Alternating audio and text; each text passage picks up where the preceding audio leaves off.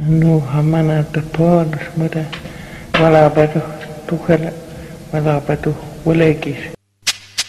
Era un día frío, como siempre en los canales del sur de Chile, cuando Lassig y sus padres buscaron un lugar para armar su choza. La madre remó hasta una playa abrigada del viento. De pronto, el papá de Lassig escuchó el coletazo de una ballena en el mar. Se acercó a la orilla y no se movió hasta que la vio en el horizonte. Estaba cerca y nadaba a poca profundidad. El padre de Lassig les dijo a las mujeres que prepararan las canoas. Varias familias se acercaron a la ballena con rapidez. Si lograban cazarla, tendrían carne y grasa para mucho tiempo.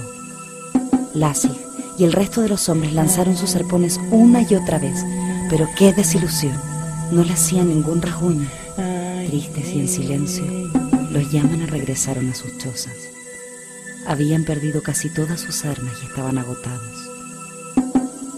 En la oscuridad, Lassig tuvo una idea. Había visto que la ballena abría y cerraba constantemente su boca. Un Yamana bajo y ágil como él podría aprovechar el momento justo para saltar dentro del animal y arponearlo desde el interior. Se embarcó en una canoa sin hacer ruido y remó hasta que lo divisó. Se acercó con cuidado y cuando la ballena abrió su enorme boca, saltó dentro de ella. La ballena nadó mar adentro, pero Lassig no tenía miedo. Tomó su arpón y comenzó a pincharla. Una vez que encontró el corazón, lo atravesó. Era lo que faltaba para que la ballena muriera. Por fin lo había logrado. La ballena varó en la playa. Los Yamana corrieron a cortar su carne. Los padres de Lassig tenían el rostro pintado de luto, porque creían que su hijo había muerto.